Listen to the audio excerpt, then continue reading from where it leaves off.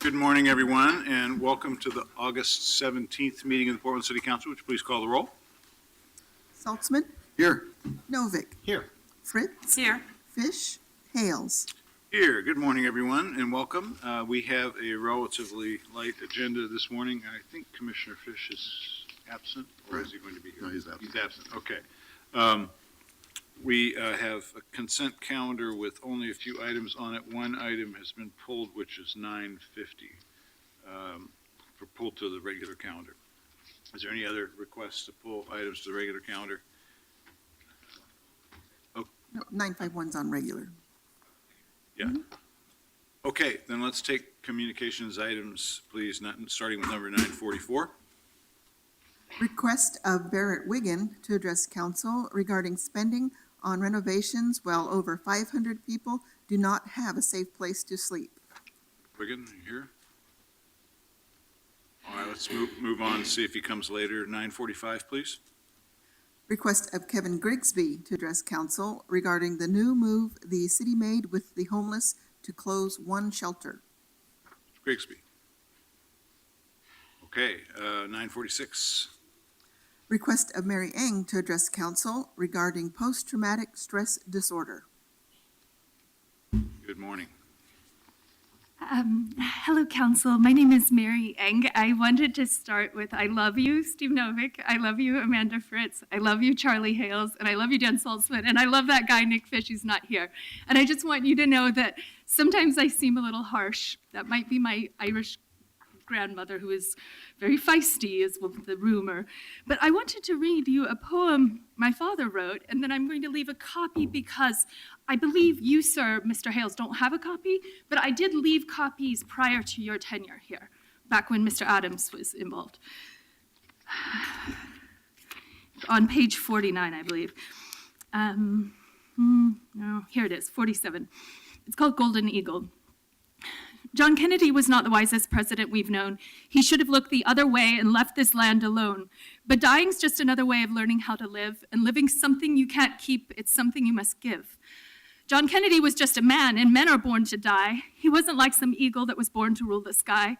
But even eagles touch the sun and sometimes burn their wings, and even eagles do get shot like presidents and kings.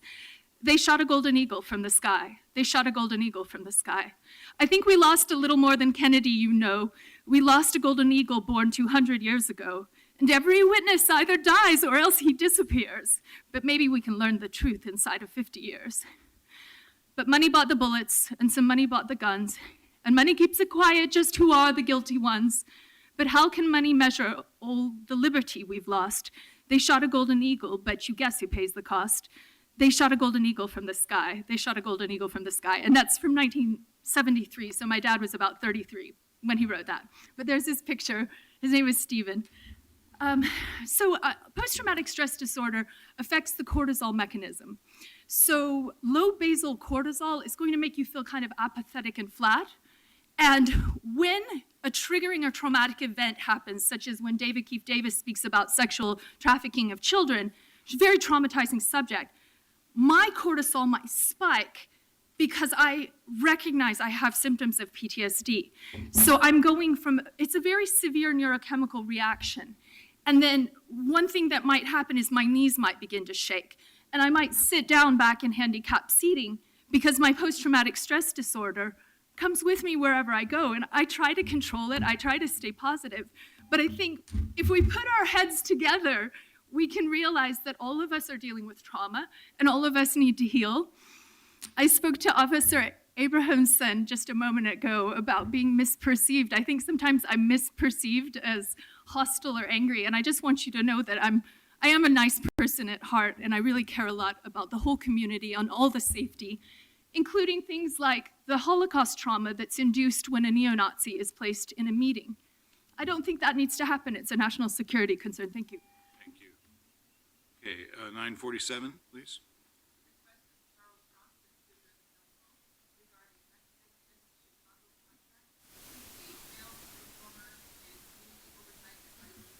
Good morning. Good morning, Commissioners. I am Charles Johnson.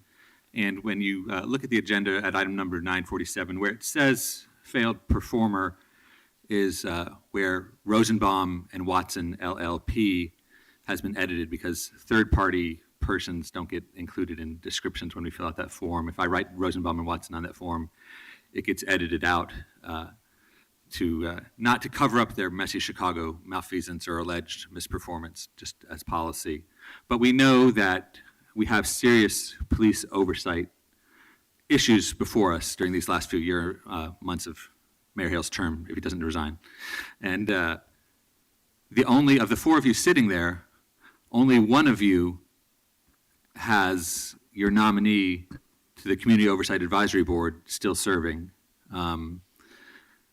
So it's going to be a very interesting status conference before Judge Simon discussing the messy Chicago creating a messy Portland problem. There doesn't seem to be any eagerness on the part of our well-paid firm, Rosenbaum and Watson out of Chicago, to work with you on a procedure to fill those vacancies. There are recently 6 of 8 existing COAB members published and submitted a letter of concern. So I don't know how much can be accomplished for a bureaucratic enterprise short time between now and October 25th, but I hope that it seems to me that this year we've had relatively good fortune with the police having professional conduct and not too many people injured when they were unarmed. So hopefully that will continue, but we do need to make sure that the community knows we're serious about quality policing by having fully staffed, non-dysfunctional police oversight mechanisms. I think it's important to go back and mention the unfortunate situation where Mr. Barrett Wiggin, who was going to speak as item 944, was going to talk about spending on renovations while over 500 and actually thousands of people don't have a safe place to sleep. As a city, we've chosen to keep those people mostly unsheltered while we spend hundreds of millions of dollars to demolish and then rebuild the reservoirs, to demolish while standing and reconstruct the Portland building. So Barrett Wiggins might be more insightful and good-hearted than all of us.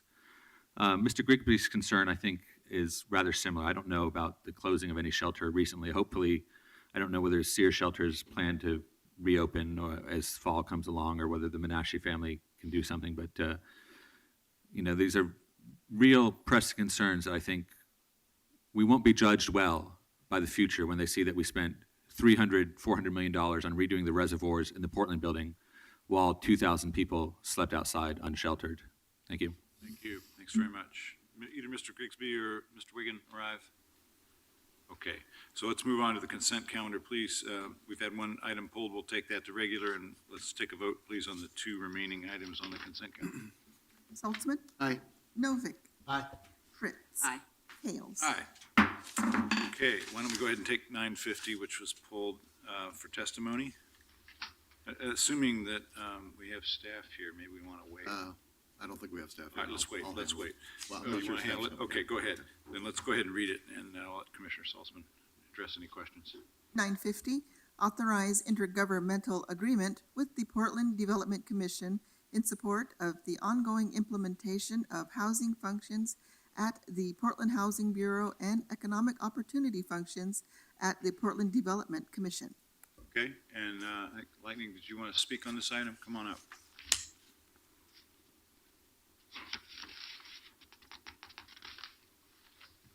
I'll just say by way of introduction, this is an agreement between the Housing Bureau and the Portland Development Commission that sets forth relationships about how they share urban renewal dollars to do housing functions, and also how the Housing Bureau provides federal funds under the Economic Opportunity Initiative to the PDC for economic development. Okay, thank you. Yes, one of the issues that I have is that I like the direction of how the Portland Housing Bureau is taking more responsibility toward the affordable housing issue. Also by the affordable housing bond that is being proposed, the new shelter, Riverfront Shelter by Mr. Williams, that has gone into the lease mode at this time. And I always hesitate what the last director for PDC did on trying to acquire the post office by paying an outrageous price for that property in Troutdale from Trammell Crow. And I question their judgment on that, where in my opinion, if Commissioner Salzman was handling that transaction, that outrageous price wouldn't have been at that number. And we're starting to see a lot of other properties being purchased. There was one over there that Mr. Nato and Mr. Winkler had an interest, came in with an offer. Some people came in from Arizona, quite a bit higher. So we're seeing the locals coming in at very low offers, out-of-staters coming at around the appraisal value. And again, I want to make sure that we get the highest, best possible price for these properties that go back to the bureaus. And again, I want to see the direction that the Portland Housing Bureau is going on the affordable housing bond, and understand that we have to have leadership in those areas to make sure things are done properly. And I believe that Commissioner Salzman is able to do that. And I've lost all confidence in PDC on what they did on Centennial Mills. And I've lost all confidence in their ability to do transactions in a fair, responsible manner, and to get values at the appraisal values and make sure that it's handled properly. So I just want to make sure that the Portland Housing Bureau has that type of control and begins to limit the control of PDC on a lot of different issues. And that's my position. And I know that a new director has been brought in. They're going to have to prove themselves. They're going to have to step up and prove themselves, because I think they should have less responsibility with these properties throughout the city. Thank you. Thank you very much. Anyone else want to speak on this item? Come on up. Good morning again, Commissioners. Charles Johnson. I want to thank Lightning for pulling this. I was earlier looking. There's actually a wonderful 51-page PDF attached to this item. And in the last few weeks, I've spoken to you about metrics. That's a phrase, buzzword that comes from General Electric and all that goodness in IBM of monitoring our performance. And way down in the page 50s are some great sheets that adhere to that principle of trying to gauge how many people will be positively impacted by this IGA. So I want to thank Mr. Salzman, those people from the PDC who did work on this. I think many of you may recall, I'm not the biggest fan of everything that happens at the Portland Development Commission, but I know they do have a new executive director just coming on board, and I hope that her work will be able to give us solid numbers talking about jobs retained, jobs grown, people moving up from poverty, the real ideas behind urban renewal areas. And I know, even though we're highly critical of you at times, Mayor, I know that that's also your concern, is that government should work to ensure justice, and justice includes maximizing economic opportunity for people at the bottom. People at the top can do so well that they can sometimes fund a 400-bed homeless shelter.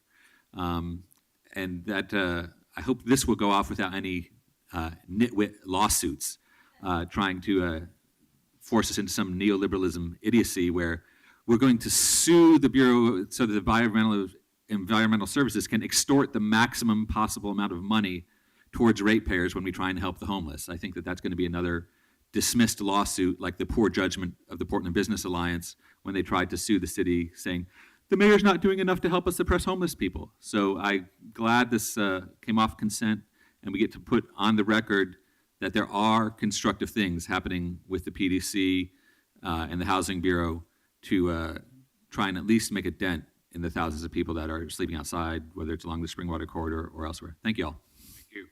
Morning. I'm Shedrick Wilkins, and I must darkly say that I anticipate possibly that Donald Trump will be the next president and the Congress will go Republican. If that happens, you're not getting any federal money for anything. I'd be lucky if they don't cut food stamps, which is my fallback mechanism. People need to have food, and let's keep it that way. Housing, like I say, is going to completely stop. All the programs that you're discussing came under Mayor Sam Adams and the current mayor, who is actually receives federal money for these programs, but they may stop completely. And I'm not sure how the election is going to turn out. And in the past, I was a great supporter of Al Gore for president, and he lost. These things happen. Thank you. Morning. Good morning. My name is Joe Walsh. For the record, I represent Individuals for Justice. I would just like to point out in general that when an item is pulled, we fully expect a staff member to come up and explain to us what that item is. In the agenda, there's only about 4 or 5 lines that tell us what the item is, and normally you can't figure it out unless you look at the supporting documentation underneath that item. So we really need a staffer to come and tell us exactly what you're doing. And I kind of personally resent you not having a staffer here when you have 4 or 5 people that testify that there is some question about this item. So you do that on lots of items that have been pulled from the consent agenda, and it seems to me that automatically, if an item is pulled, we want more information. And you can pick up the phone and call a staffer and say, come and testify, and you do that from time to time.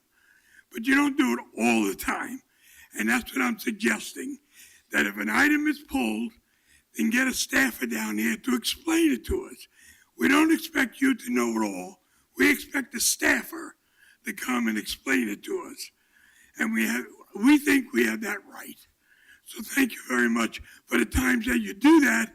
And my hope is that you'll look at that and say, that's a good idea. Let's do that all the time. Thank you. Thank you. Thanks very much. Hello, City Council. My name is Mary Eng. I wanted to speak a little bit on Measure 950 regarding authorizing intergovernmental agreement with the Portland Development Commission, abbreviated PDC, in support of the ongoing implementation of housing functions at Portland Housing Bureau and economic opportunity functions at the Portland Development Commission. I just wanted to check in about what's going on with the lack of housing. I'm a proponent of the idea that housing is a human right and that I want immediate functional housing for all human persons, much in accord with what they have to do in countries like Sweden, where people would suffer hypothermia and all die if they didn't get into housing. So I could only praise you for working towards goals of housing for all humans. I think our city prosperity will be increased immensely by the safety and security and happiness that will come with housing. I'm very concerned about how the federal government allocates resources. I know, for instance, with Social Security, they don't keep it apace with inflation. So I hate to say we don't have any money in our government because we have plenty for military, but it does seem that you guys are doing the best you can with limited resources. So I want to thank you for that, but then also encourage functions of opportunities for minorities as well as for women in prosperity initiatives, or also possibly more coordinated different kinds of governmental or business structures, such as cooperatives. And I mean, one thing that has really vastly affected my generation that I'm not too sure you're very aware of is the whole demonetization of our generation. We've been suffering without jobs, with immense student loans, and with a million opportunities to volunteer. So things you can do to get people in my generation in paying jobs or with businesses and small businesses that they develop themselves, I think that will also add to the prosperity. But I'd like to thank you for listening to Joe Walsh. Thank you for respecting his rights as an elder and as a disabled American veteran as well. I believe all Americans should be respected regardless of whether or not they did military service, but I do believe that we should show a high level of honor to anyone who served in Vietnam. And then also I want to thank you so much for respecting Laura Vander Linde today and not doing any immigration harassment regarding her roots and her familial origin, like happened at the COAB meeting, which is really unfortunate that ICE would harass a woman who's lived in the United States and has American grandchildren and children and husband.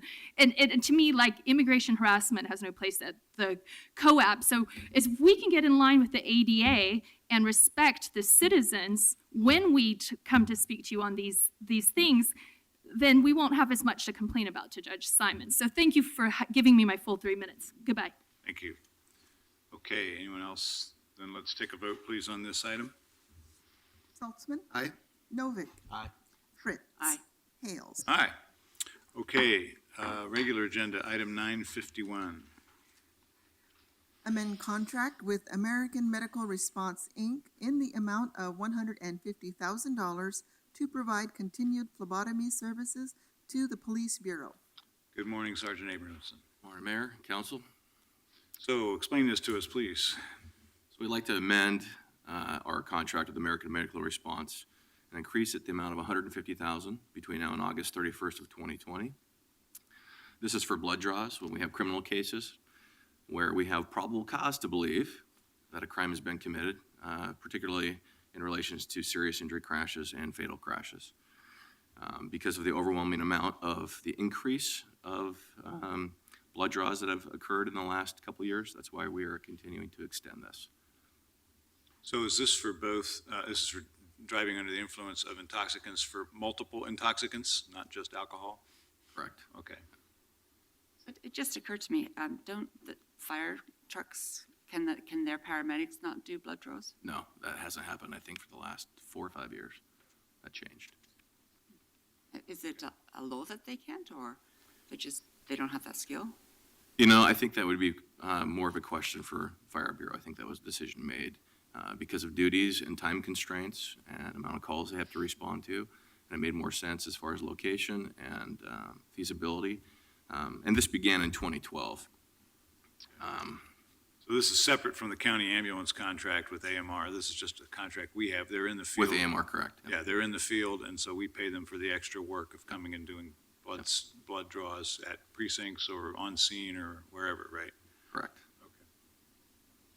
This is a renewal for another 4 years, but it might be, Yeah, it Worth might scoping be out. worth at least revisiting with now we have a new fire chief, and Dan, you may want to look at that Yeah, question. we'll check into that. It's a good question. Because this is an on-call contract, right? I mean, we don't pay them this money and whether we Nope. need their This is services per or not, right? This is per Yeah. service. So if they don't render the service, we don't pay the money. So if we did it Correct. another way, we'd save the money.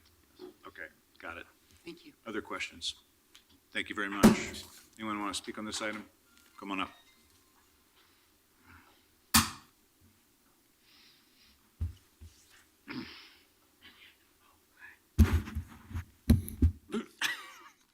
You first or me? Go ahead. Good morning. My name is Joe Walsh. For the record, I represent Individuals for Justice. No. We take a strong position on this because we don't know what they're doing. You're going to increase this $150,000 from the original contract. That's $100,000. To do what? To come and take blood from people that have been in an accident, and then you're going to check their blood to see if they're over the limits. Where's the warrant? You're violating the Fourth Amendment here. You honestly think that the police and the ambulance that have a vested interest in taking this blood and turning it over to the police for testing? Where's the Fourth Amendment? If the patients ended up in the hospital, you couldn't get their blood without a warrant. So why are you going around the Fourth Amendment here? What is that? I'm not a lawyer. There is a lawyer on your group here. Aren't you concerned about that? You didn't ask one question. Where's the warrant? It's an invasion of privacy. And you all know that. Then why don't you ask that kind of question to the police? Do you say to the people, can we have your blood? And if they say no, do you back off? This is the Constitution that you're screwing with. And you want to pay another $150,000 to do it? What's the matter with you? We strongly say no. No! Thank you. Go ahead, please. I'm Mr. Shedrick. I strongly say yes. The founding fathers didn't anticipate cars that go 60 miles an hour down the freeway. Also, warrants and cars, I was on a jury case one time, is very controversial. When the founding fathers only meant it to be homes, somebody going in your home, not your car, and stuff like that. I've been through this before. Cars were not envisioned they had horses, okay? Hello, get it. When I was at the VA hospital, I was almost unconscious. They drew my blood, right? It was the best thing they ever did because I don't like my blood drawn. But I was afraid to know that I was a diabetic. I'm not. Sometimes you learn things when you draw people's blood. And by the way, when somebody crashes a car into somebody in their car, you draw their blood and find out how much drugs they have, how much marijuana, THC, and you find out and you give it to the prosecutor. I disagree with Joe completely. Thank you. Okay, next. There has to be a middle way. Hi, I'm Charles Johnson. I don't know Mr. Novik's reasons for being silent, but of course, search, seizure, Fourth Amendment is a complicated legal minefield sometimes. I do think that whether or not you pass this now, as I said just a moment ago, you should think about metrics. Does this money we pay to AMR have any real connection with, I don't really care about convictions for drunk driving. I want drunk driving to stop. I want the injuries to stop. I want people not to do it, but I'm not sure that warehousing, the whole prosecution of substance influenced drivers, we don't know how well it's working to get us the result of keeping people alive. But I think that when you're talking about appropriating extra $150,000 over 4 years, that the police department and the district attorney should be able to cooperate and provide you with a report that says, apparently the police department thinks they're going to use all their money, so they're doing this a lot. But if those cases don't result in convictions by plea or by trial, then maybe this $150,000 isn't really helping keep anybody safe. I'm leaning towards Mr. Walsh's concern about people's rights being violated, but I don't think that we can, fully address that here. I'm sure it's been hammered out in some courtrooms about what's legal and not as far as violating a person's rights, taking their blood. But if we can't address that issue here, we can certainly look at the fact of, is this $150,000 provably not just, let's appropriate it so we can scare people into thinking we're going to draw their blood if they're charged with driving under the influence, but do we actually know what's trending in DUI cases? What are the conviction percentages? Are they going up and down? And does this investment of, I think it's general revenue dollars, and there should be, our beloved federal government with their huge, massive military industrial budget should have some United States Department of Transportation dollars to help us do this if we need to do it. Thanks very much. Okay, thank you. Next. Hi, City Council. My name is Mary Ng. want to tell you a story about being the designated driver. I was driving some friends of mine who wanted a few drinks. I'm not much of a drinker. I should be, but I'm not. And I'm like being responsible. So I believe I had less than one glass of something hours and hours before, and they were stalling, and I was ready to go. And I was driving a car that was not quite roadworthy, and it had some I would say, I forget what it's called, but where the steering wheel wants to go in one direction. Like it completely needed to be serviced. Piece of junk, should be taken off the road. But I'm driving it, and that is causing me to look a little bit like I'm not able to manage a straight line. And this was through poverty that I was driving this bad car. But I thought I was being a nice citizen to take these intoxicated fellows home. And I got pulled over for a DUI. I was taken into a hospital pretty much, I guess, against my will. I tried to be nice, but it had blood drawn invasively with a needle, and I was being accused of being on drugs or alcohol or something like that. But a lot of it had to do with profiling. I had teased my hair up to like a full Cyndi Lauper kind of a look, and had a shredded, airbrushed Betty Boop t-shirt that my friend made, and was trying to do my best version of like 1983, but this is like 2000 maybe that this happened. But I found it very invasive, and it ended up going to a point where I missed a court date.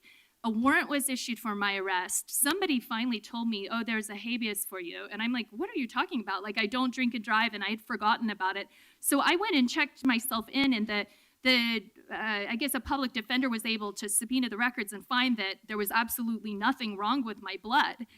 And so to me, it was kind of an example of police overreaching and maybe judging someone by a false impression. And I wouldn't want, I actually really support road safety, or I wish we could all get out of our cars and be somewhat Amish or something. But, and I lost dear Andrea Broadbent when I was 17. It was just terrible. But I think that I really I'm a little bit with Shedrick and thinking like, yeah, I actually want to know what's in people's blood. And I'm even concerned about how marijuana affects driving. I think a lot of people feel safer to drive while they smoke it, but I don't feel safe riding in a car where people are using a lot of marijuana. And I think those are issues we're going to have to talk about with the legalization trends nationally for marijuana use for therapeutic reasons. But thank you very much for being here today, and I'm very thrilled to be in the presence of so many people, great citizens like Carla, who contribute, the city attorneys, Michael Cohen, my favorite G4S security guard, and all these lovely people like Joe Walsh, who has so much to add. I value everyone's opinion, and I hope we all can get along. Thank you. Thank you. Good morning. Good morning. I'm artist Laura Vanderlyn. This morning,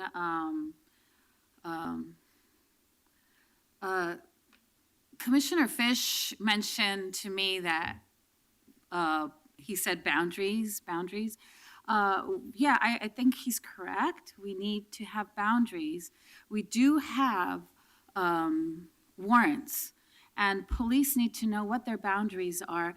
I'm not against it. However, do get a warrant. Do your due diligence to ensure that you're not doing anything to violate a citizen's rights. Uphold the Constitution, number one. Uphold the Constitution. That is your duty. You have a duty to the United States, to the federal government of the United States, to uphold the Constitution and not violate anybody's rights. As a police commissioner, I hope that you will tell your police department to uphold the Constitution. Always remember that. Don't do anything that violates people's rights. Always remember what that is, and do your due diligence. We do need safety officials. We don't need excessive force. But we do need safety officials to do their due diligence and uphold the Constitution of the United States, something that is not practiced in Portland, something that's not practiced by you. Thank you.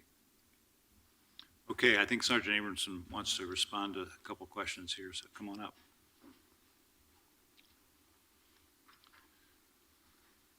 So a question was raised about warrants. Absolutely, yeah. Traffic Thank you. stops. Warrants don't I necessarily. thought go without together. getting into a long narrative, it was best for me to keep it simple. However, these are relevant concerns, and I understand that. Nothing that we do skirts any warrant process. Just like anything else we do, from patrol operations to doing blood draws here. If we have probable cause, we can still take an exigent draw because of dissipation. That would have to be changed with case law at the state, at the Ninth I don't Circuit. understand what exigent Ninth means. Circuit. Well, no, go back a bit. Go back The a bit. exigence and the something. So exigency means that because of dissipation, because of What's dissipation? dissipation in the blood. Oh. So if somebody's blood alcohol content in their blood for ethanol might be a 1-2, and let's say average dissipation, that means it drops over amount of time, over a 60-minute period, it may drop 0.015 on the average per hour. It's the same thing with any kind of illicit controlled substance. There's a dissipation rate, whether it's with marijuana or even pharmaceuticals a lot of times. The effect a lot of times can be measured. And that's what we're looking at. Case law is based upon impairment. Other states, they do a per se limit. So if you're at this point in your system, this amount of blood, then more likely than not, they can prove that impairment was a factor. So if we have observations we can articulate, and again, the police bureau isn't going around haphazardly saying because you're involved in a crash, we're going to seize your blood. That does not happen. Again, this goes back to probable cause. If we believe impairment is a factor, we had nearly 1,000 DUIs last year, and if you look at Portland statistics compared to the nationwide stats for DUIs and for fatal crashes, nationwide, they average 37 to 39% for all fatal crashes involve impairment. Here in Portland over the last 4 years, if you look, at least one party involved in our fatal crashes, 55 to 65% of all of our fatal crashes, at least one party was impaired. We have had an overwhelming amount since the legalization of marijuana, frankly. When statistics come out next year and those are released, I think the public is going to be alarmed at what we're seeing. So we have had a greater demand. Officers on the street, traffic division officers, we still go through a warrant process. We don't skirt anything of best practice or law. People still have their rights. Is there anything else you'd like me to That's good. I clarify? appreciate the response. Thank you. Other questions? Thanks very much. Okay, let's then take a vote on this item then, please. Saltzman, Aye. Novick, Aye. Fritz, Thank you for your expertise and for acknowledging the concerns and explaining. Aye. Hales. Yeah, I appreciate the discussion. Just kind of reiterate a couple basic points that I always try to remember in talking about these issues. One, that driving a motor vehicle is not a right. It's a privilege. That's why we get a license. You don't have to have a license for your rights, but you do have to have a license for a privilege. And it's a privilege to drive a motor vehicle on the publicly owned right-of-way, and you should lose that privilege when you drive impaired. So I'm pretty hard line on that subject, particularly in a year in which so far we have lost twice as many Portlanders to traffic violence as we have to homicidal violence. And that's appalling. And the rate of traffic violence in our city, as the sergeant just iterated, is appalling. So I want us to be resolute about making sure that we have prosecutable cases for people that drink and drive or smoke too much marijuana and drive, because we're killing each other that way, and that's why we do this. But I do appreciate the discussion and the careful, the care and thoughtfulness that the Police Bureau is applying in exercising the power they have in this situation, but the power needs to be exercised. Aye. Thank you. 952. Authorize an intergovernmental agreement with Portland State University in the amount of $34,020 to conduct a study of mental health workers' perspectives on police interactions and provide training program evaluation, review, and consulting. Good morning, Ms. Cavella. You're here to explain this item for us. Thank you. Yes, good morning. Thank you for letting me present today. And I'm Emma Covelli, a research analyst for the Portland Police Bureau. And as a part of our ECIT training evaluation, as well as... Crisis intervention training, just doing acronym control there. Thank you. I apologize. Enhanced crisis intervention training evaluation, as well as our measuring outcomes pertain to the behavioral health unit. The Portland Police Bureau is proposing a contract with Dr. Yves Labiziere to conduct research pertaining to calls involving a mental health component. This particular study will focus on collecting information from project respond workers as well as local mental health professionals pertaining to their observations of police interactions with persons with mental illness, as well as interactions and coordination with mental health workers themselves. This feedback is important important as a part of assessing the application of crisis intervention skills on the job. It is also important for gauging the quality of interactions with the facilities and mental health workers and identifying areas for improvement. This information will be used for the trained division's training evaluation and needs assessment work, which helps determine how well the training objectives are being applied on the street, barriers to practical application, and where additional training would be beneficial. It is also probable that this study will yield additional information to the Behavioral Health Unit, which will be utilized in their outreach to mental health facilities related to creating stronger working relationships. This research will involve a combination of interview and survey methodology in order to gain the depth of information needed for utilizing the information for the intended purposes, as well as getting a sense of the generalizability of the findings. Dr. Yves Labeziere is a social psychologist in the Community Health Department of Portland State University. He has experience working on research and equity trainings pertaining to law enforcement, and in general, his areas of specialty are in equity and health.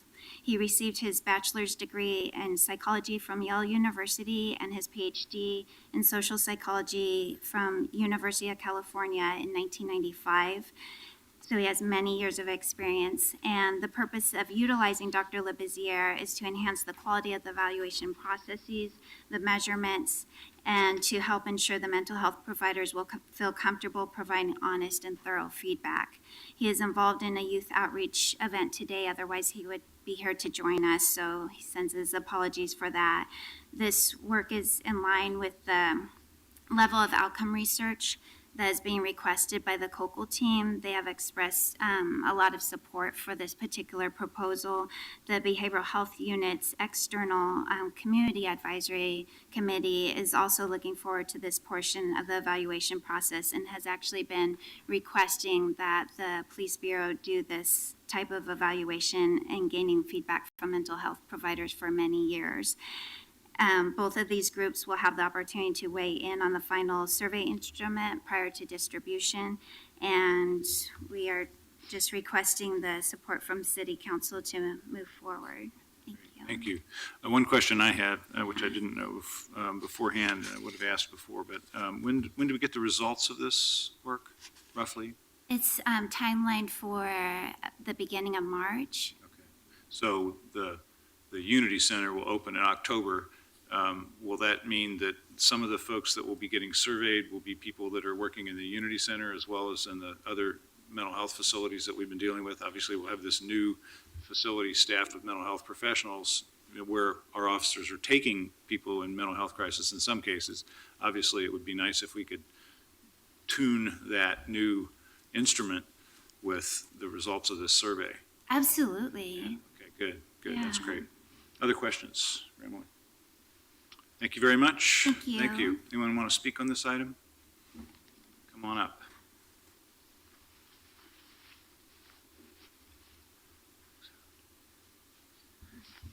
Good morning. My name is Charles Johnson. This might be my favorite $34,000 out of the whole police budget. I love you there. Glad to have Sarah Hobbs with me. I'll introduce yourself shortly. I think many people in the community would like to have more data, like what this is hopefully going to proceed. So hopefully this will go well. We'll have some nice results in March. There is a 12-page legalese PDF attached to this about joint ownership of the data set between PPB and PSU. You've had testifiers here about open government. So I think this data will be relatively accessible and reviewable. Academics are interested in peer review.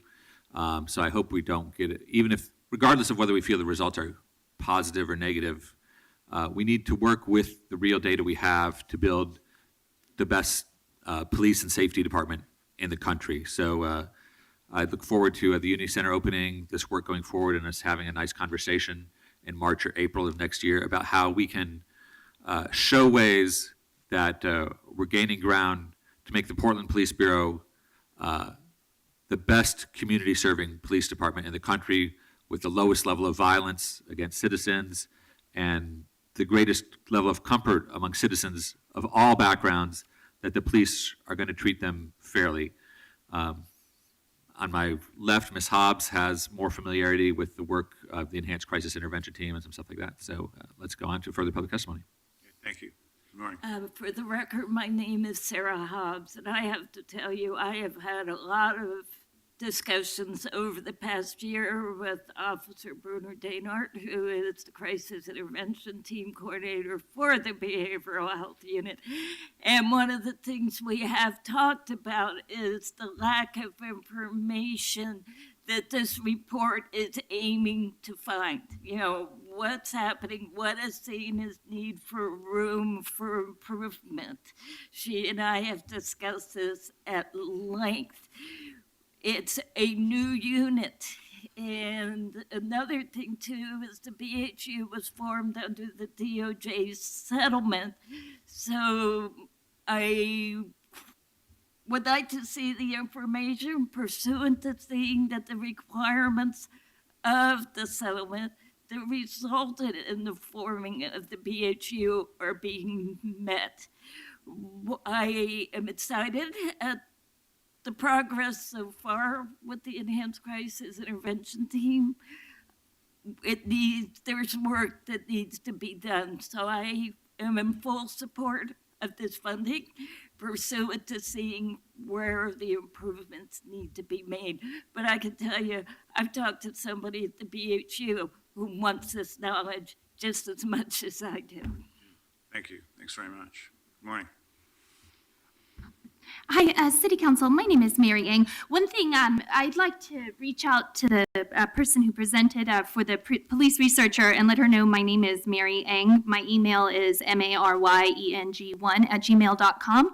And I created a blog, Justice for Benjamin Pickering, and that's spelled BENJAMEN, pickeringnormal.blogspot.com. And that detailed a lot of my role as a friend and advocate, where I had numerous interactions with Behavioral Health Unit, as well as issues with whether or not Project Respond would be dispatched. But on a positive note, I want to say that Dinah Brooks she's just amazing. I think we need like 100 of her maybe. She seems like she has a lot on her shoulders right now. But I offered to do some kind of like a lived experience testimony about what it's like to live with someone who has both vision impairment and traumatic brain injury, and talk about all the challenges that we faced. And I would hope that something along those lines could help as a training mechanism. But one thing I have to really point out to the public is that if anybody sits in disabled seating, it's not a license to abuse them. And we have to admit that there is a perverse part of human nature which is intrinsically evil, and that when you display weakness, such as my neck brace from my assault from Ben Pickering, I wear, it's not an invitation to cover my arms with bruises.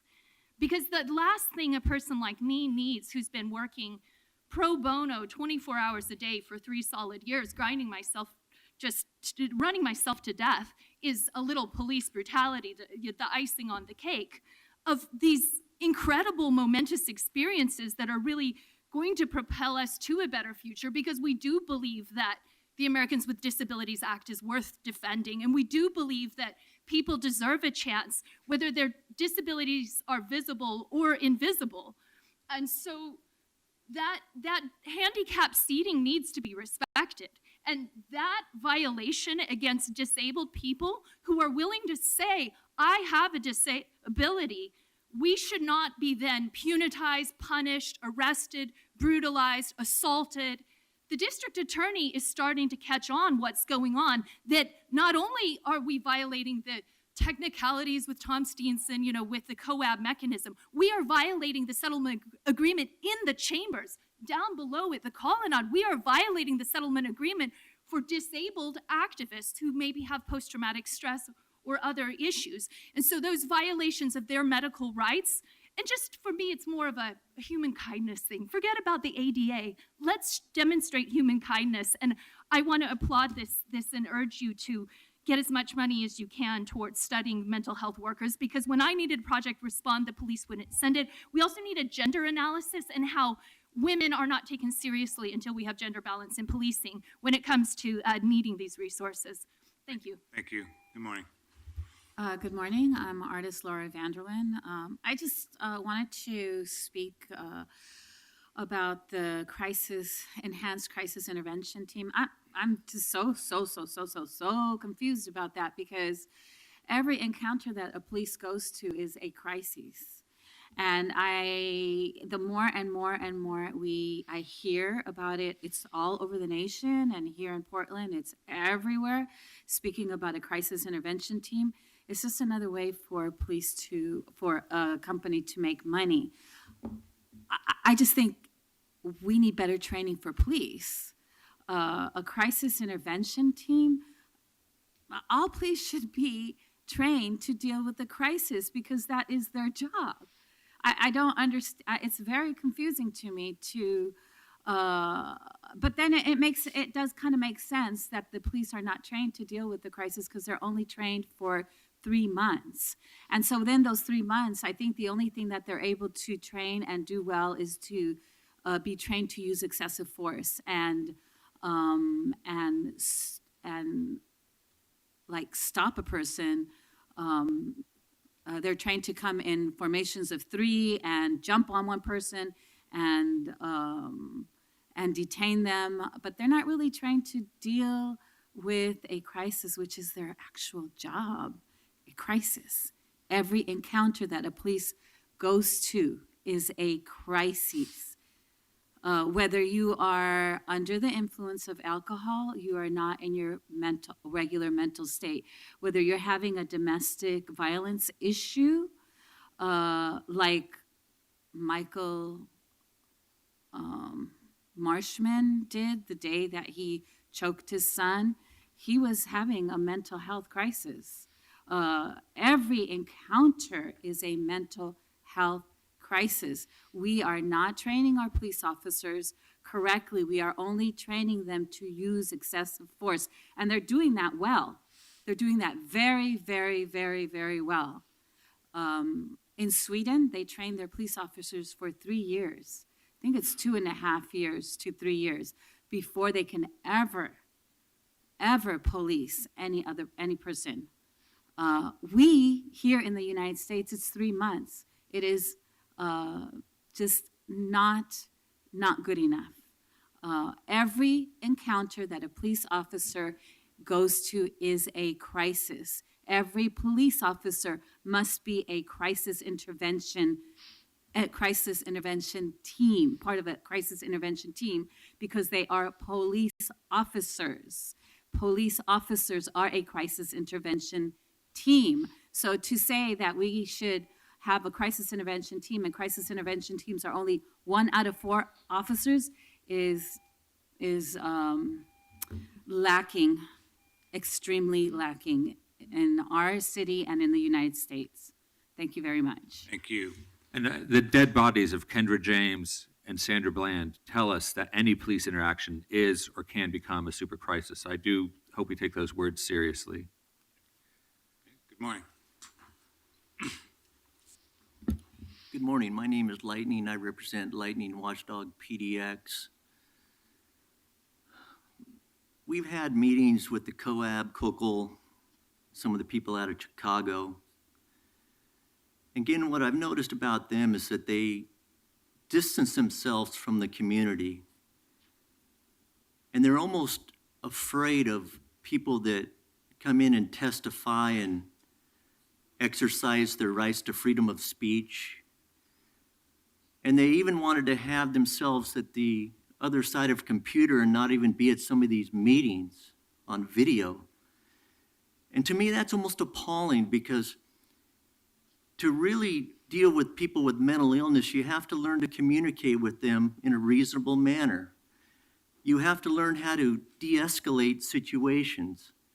You have to learn to, if they don't have weapons on them, but maybe their behavior might be a little erratic at the time, back up a little bit, remain calm, de-escalate the situation.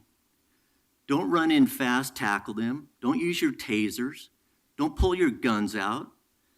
De-escalate the situation. Calm it down. That's what your job's to do, is protect the public. They are the public. If you recognize they may have mental illness, de-escalate the situation. Learn to back up a little bit. What was the call about? They may have taken a piece of candy from somebody. They may have said something inappropriate. Their voice might have raised. That person on the other side might feel threatened. Back up a little bit. De-escalate the situation. Do not make fast moves. Do not trigger certain responses intentionally. Learn to de-escalate, back up, and don't be aggressive, over-aggressive. Every police officer should know that. If there's no weapons on these individuals, don't get in their face, don't escalate it, don't tackle them, and don't push the issue forward. Back up a little bit. Back up a little bit. Give them some room. And the idea that we have to be overly aggressive with people in this city for speaking their mind on certain issues, especially in some of these meetings with these people out of Chicago, is appalling to me. Learn to talk to the people in this city. If you don't want to, go back to Chicago, where you think you've done such a great job on the streets of Chicago, which is an embarrassment, and you want to come to Portland and tell us how we need to do things around here. Go back to Chicago or learn how to speak with the people out in the communities. Thank you. Thank you. Good morning. Good morning. For the record, my name is Joe Walsh. I represent Individuals for Justice. About 10 years ago, I was arrested by the Portland Police. We were doing a demonstration in front of Congressman Blumenauer's office, trying to get him to sign on for the impeachment of Bush. That's 10 years ago. I was put through the whole process, taken down to the Justice Department, fingerprinted, photographed.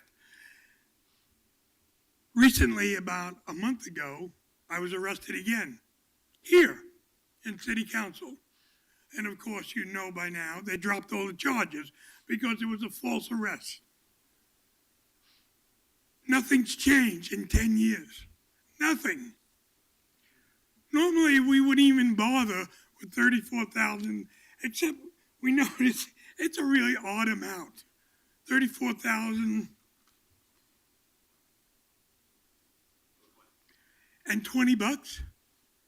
What is that? Why not say 30,000, 35,000? What is that number? Just weird. It's just weird on the same level of everything we've been doing for the last 10 years, folks. Nothing has changed. We've spent millions of dollars and nothing has changed.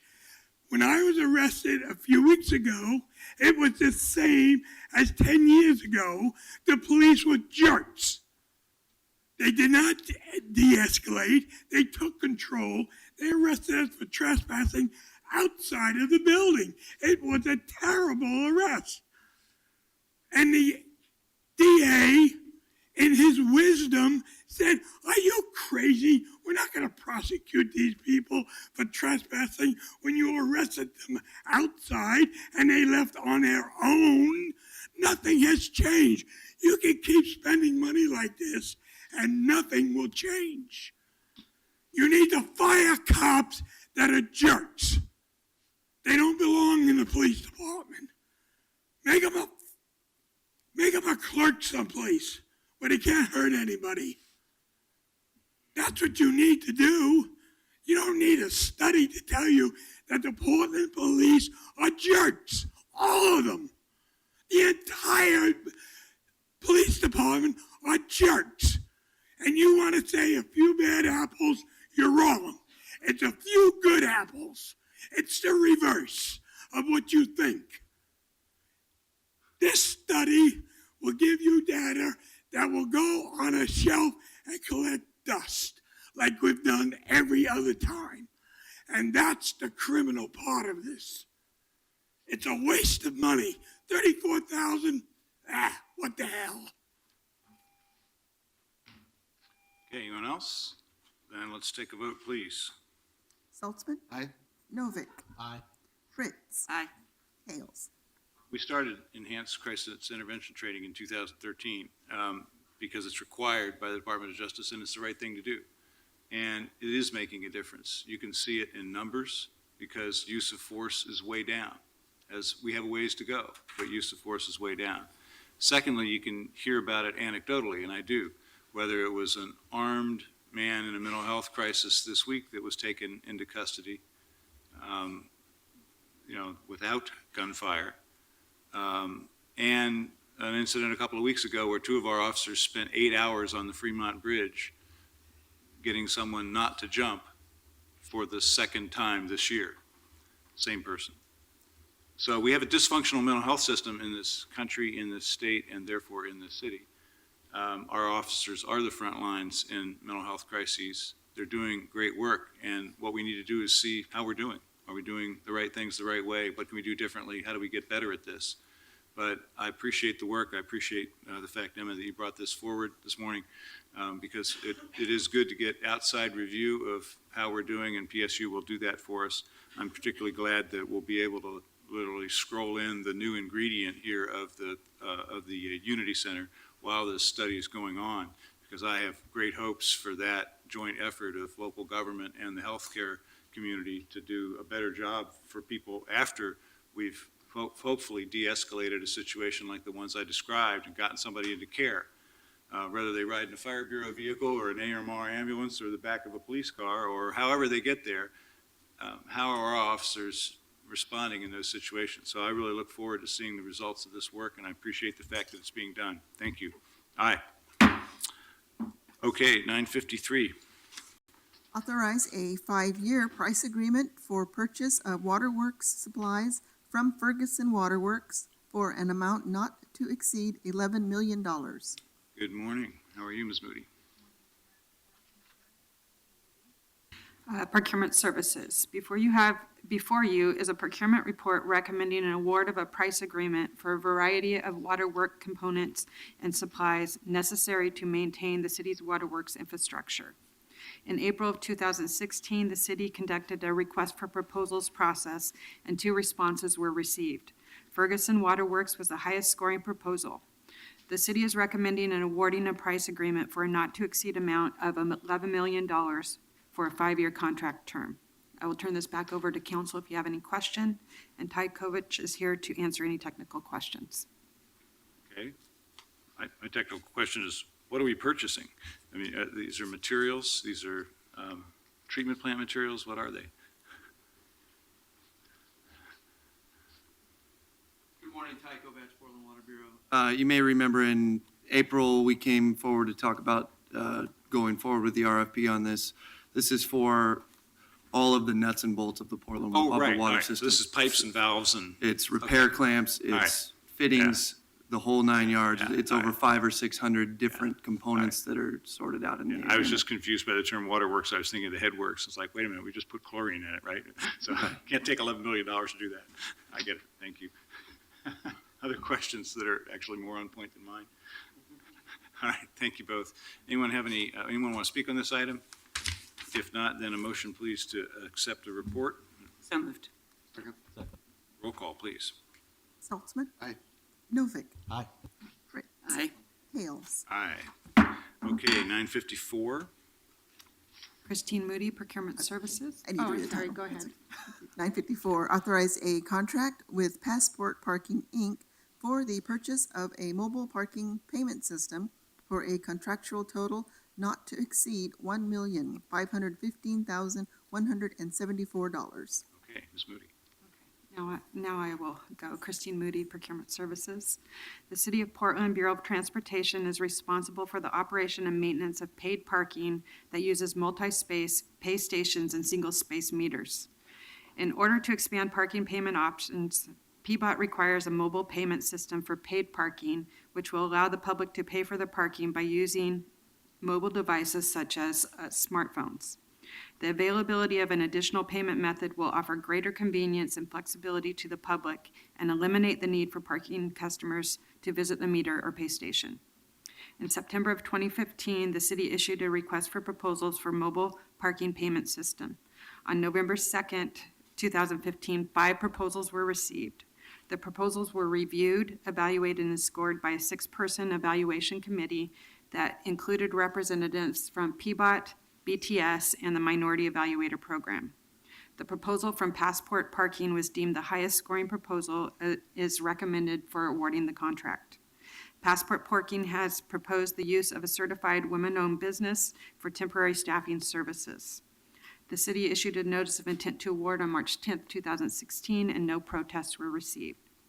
You have before you a procurement report recommending the authorization of a contract to Passport Parking Incorporated for a not-to-exceed value of $1,515,174. I'll turn this back over to council if you have any questions. Questions, comments? I have a question for Commissioner Novick. If you're parked in a 3-hour meter, you have to move your car rather than just top it up with your phone. Is that correct? You're not allowed to stay there for more than 3 hours, even if you pay more. That's right. And being able to pay by phone is not inconsistent with that. You can still limit the amount of time you pay in one space. But if you park for 1 hour and say, oh, wait, I'm going to be here longer, you can refill your account by phone. But how will the meter readers know that that car has been in the same spot if it's a 1-hour spot and if they just top it up and have another hour? They will, that'll be information will be available to them on their handhelds. So you don't have to have the ticket in your window won't be the only thing that governs the transaction. They'll know on their handhelds that, oh, this person has bought another hour, right? Yeah. The experts are not in their heads. Okay, that's how it works. Stands to reason. Okay. Other questions? Thank you. Anyone want to speak on this item? Motion to accept the report? So moved. Second? Second. Roll call, please. Saltzman? Aye. Novick? I'm very happy this contract is coming before council to provide Portlanders another convenient option of paying for their meters. Aye. Fritz? Aye. Hales? This means that if you lose your phone, it's one more way that you're totally out of luck. Aye. Thank you. 955 and 961 together, please. 955, approve findings to authorize an exemption to the competitive bidding requirements and authorize a competitive solicitation for the use of the alternative contracting method of construction manager, general contractor, and authorize payment for construction of the Southwest 10th and Yamhill Smart Park Garage renovation project for an estimated amount of $14 million. And 956, amend on-call contracts in support of the... I think it's 961. 961, not the next one. 961, authorize a contract with FFA Architecture and Interiors, Inc. to provide architecture and design services for the 10th and Yamhill Smart Park Garage renovation project not to exceed $1,275,197. Commissioner Novick, do you have some comments here at the outset? Yes, we're back at council with the next step in the 10th and Yamhill Smart Park Garage renovation project. As you know, the Smart Park garages are vital to the downtown core, and the 10th and Yamhill garage requires a number of improvements. 961 authorizes a contract with FFA Architecture to begin the design process, and 955 asks council for an exemption to use the CMGC process, so the city will benefit from early communication and collaboration between the contractors and the city. It should result in better cost estimates and better design. And I'll now turn it over to Chris Arms. Good morning. And to Chris. My name's Chris Arms, and I'm with the Bureau of Transportation, and we're here to ask council's approval for the CMGC exception ordinance and the approval of the design contract for the 10th and Yamhill garage. As you know, the garage is located at the west end of downtown and serves that area of downtown and has 799 parking spaces. Our goal is to renovate the building itself so that we can preserve the parking, but also renovate the first floor retail and improve the pedestrian environment. So we were here at council in June where you approved the amendments with our IGA with PDC to provide funding for the project, and then also approve the contract with our owner's representative. We, let's see, we anticipate having the design work complete, and we'll be back to council for approval of the guaranteed maximum price at this time next year, and then construction would start in the fall and will take approximately 1 year. So these are the two items, item 955 and item 961 they're asking for council approval on. And we're here to answer any questions that you may have. Okay, questions for Chris? I just saw on one of your previous slides, something about a Park Smart certification. What is that? It's a green garage certification, so it looks at how to use, it would be the equivalent of a LEED for a garage, an existing garage system. Thank you both. Thank you very much. Anyone want to speak on these items? If not, then let's take a vote, please, on 955. Saltzman, Aye. Novick, Thank you. Aye. Fritz, Aye. Hales. Aye. And 961? Saltzman, Aye. Novick, Aye. Fritz, Aye. Hales. Aye. Thank you both. Thanks very much. Okay, 956.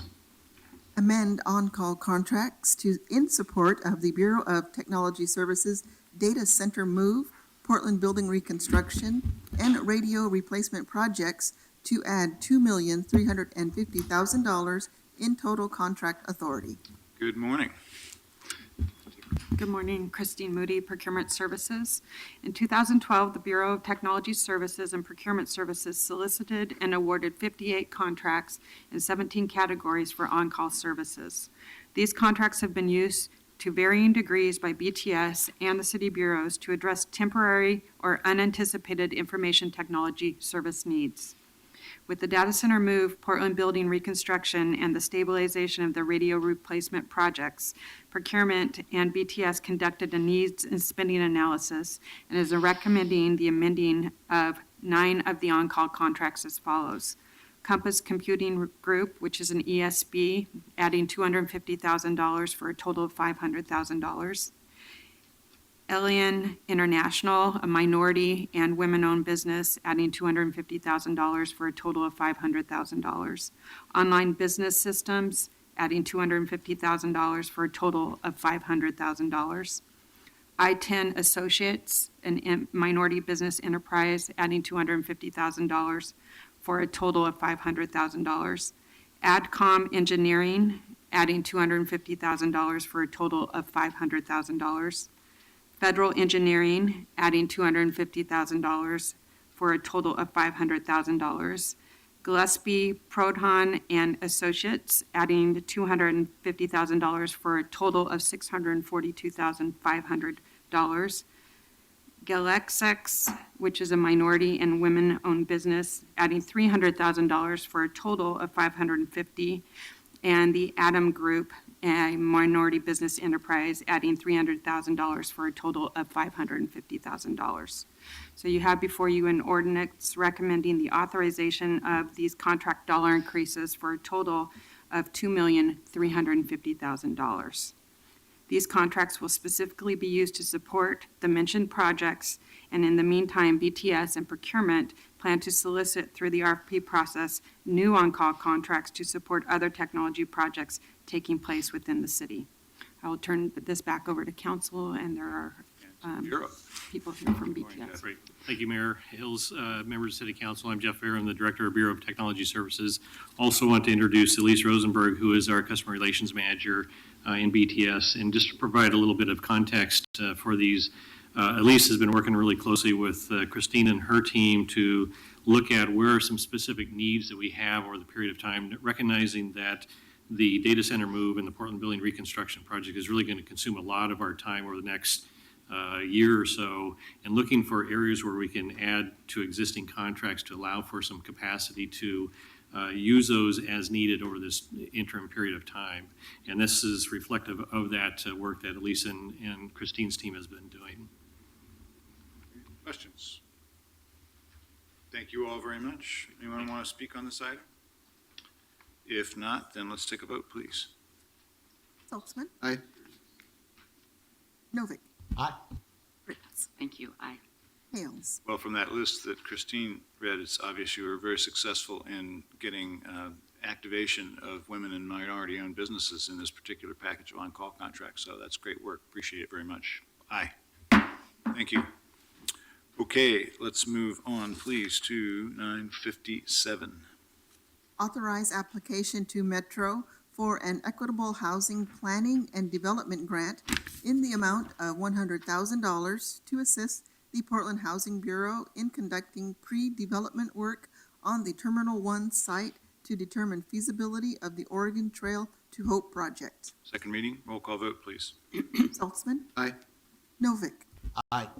Fritz. I believe this is a waste of taxpayers' money. I believe that the Terminal 1 as a mass shelter, if it was going to be developed that way, should be developed or looked into with private money, as we were promised last week. And presumably, we were planning to apply to Metro for something else before the Terminal 1 discussion started, I think, barely 2 or 3 weeks ago. So I can't in good conscience support this application, no. Hales. Thank you, Commissioner Saltzman. Aye. Okay, 9:58.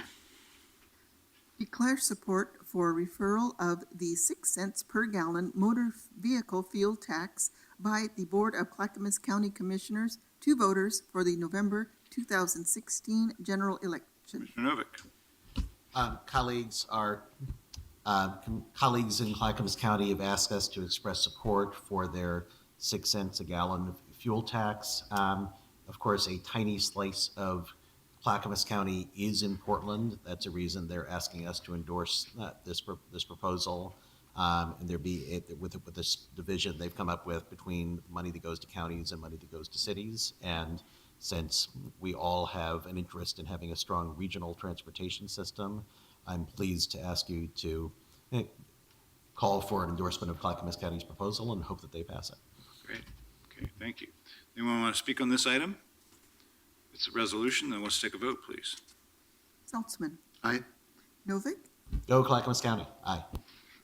Fritz. I was kind of surprised to hear that Clackamas County wanted us to stress support. It seems like sometimes they do the opposite of what they don't really trust Portland all that much, but I take your word for it that they would in fact like us to endorse it.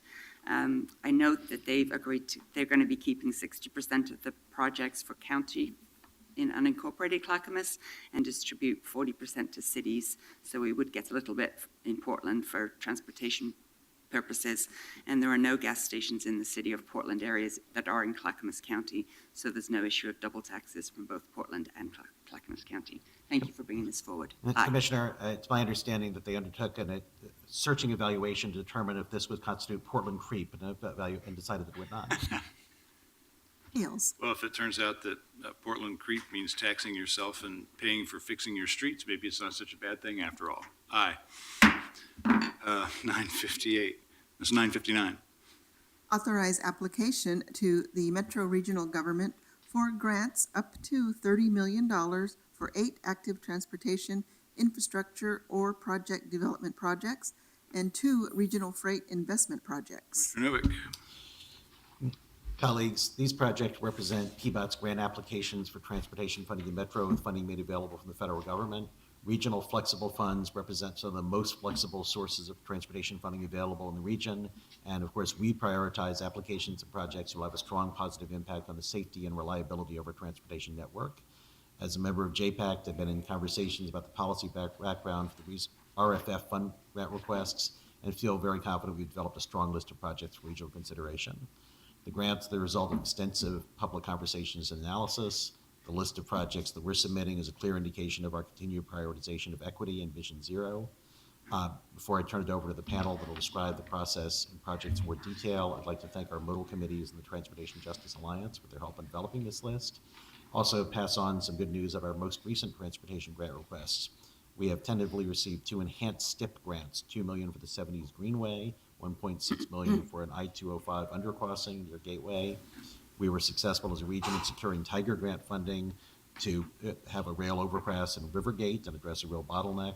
We hope this Friday to get final approval of $2.9 million for the Flanders Active Transportation Bridge over 405 in Northwest. These successes are a result of outstanding grant proposals developed by our PBOT resources team, as well as strong letters of support by business, health, and equity champions in our community. And now for a more thorough overview of our proposed RFF grant request, I'd like to call on Mark Lear, Shoshana Cohen, and Brett Horner. Who's first? I'm Shoshana Cohen, part of the resources and legislative team at PBOT. And as the commissioner said, we're here to talk to you about our grant application package for the regional flexible funds. I'm going to take just a couple minutes to talk about how we selected this package of projects, and then turn it over to Mark and Brett to talk more about the actual projects. So we've been developing sort of a long-term project identification process to get projects ready for a variety of grant and funding opportunities, including the ones that the commissioner just mentioned. Flanders and I-205 have all been using sort of a similar project identification process, so we have a pipeline of projects when there are funding opportunities. And to start that process, what we do is we've been looking to the recently updated project list on the transportation system plan that was just updated. And all projects that land on the transportation system plan project list have been identified with the following criteria. We look to how they do on safety criteria, climate, neighborhood access, health, their economic benefits, cost effectiveness, equity, and how they fare with community support. So that's where we turn to first when we look to start potentially funding projects. And so we're looking to the projects that score well, the generally high-scoring projects, which is a pretty big list. We have a lot of good ideas and needs in transportation. So depending on the particular funding opportunity, we have what we're sort of referring to as our more funding grant-specific readiness criteria. The first thing that we look to, obviously, is the particular grant criteria for any particular pot of funds. Flanders, which the commissioner mentioned, we're hoping to get final approval for on Friday, has very different, or the Connect Oregon pot has very different criteria than the regional flexible funds. We're looking if these projects will be ready within the particular time frame of the grant pots. We're looking for match. We're looking again to how they fare with community members and if they help us with our equity goals. And we've been working a lot with the modal committees, the pedestrian, bicycle, and freight modal committees. We've been going back to those committees multiple times throughout this process to get their feedback, and we are pleased to say that all three of the PED, bike, and freight committees will be submitting letters of support to help us with this application, or with this package of applications. And then in this particular round, we've also reached out to the Transportation Justice Alliance, a group working sort of on the intersection of transportation and equity issues, and we've asked them for feedback as we were developing this candidate project list as well, and received some very helpful feedback from them. Two more things is just Brett is here. We've been working closely with other bureaus. Brett will talk a little bit more about one collaborative project with parks. And then we're looking to sort of continually emerging needs and plans. A couple of the projects are coming directly out of some ongoing planning processes. So that's how the list of 10 projects before you today has been created. And those, what we're competing for right now is from the regional flexible funds. Those are dollars, federal transportation dollars allocated every 2 years by Metro. There's approximately $130 million being allocated for between 2019 and 2021, although the majority of that is going to bonding for transit projects, bonding for other sort of large regional bottleneck projects, as well as some smaller safe routes to school, education, regional transportation options, things like that. So Mark and Brett are going to talk to you in a minute about projects specifically for about $26 million in active transportation funds available for the region, as well as about $7 million available for freight projects. Great. Mark Lear, Portland Bureau of Transportation. One of the things that's been nice in the recent update of the Regional Flexible Funds policy is they have new criteria, especially in the active transportation front. And I just wanted to highlight three of those criteria, the three of the main criteria that they'll be evaluating projects, because I think you'll see it in all of the projects that we'll be showing in just a second, how they meet those goals.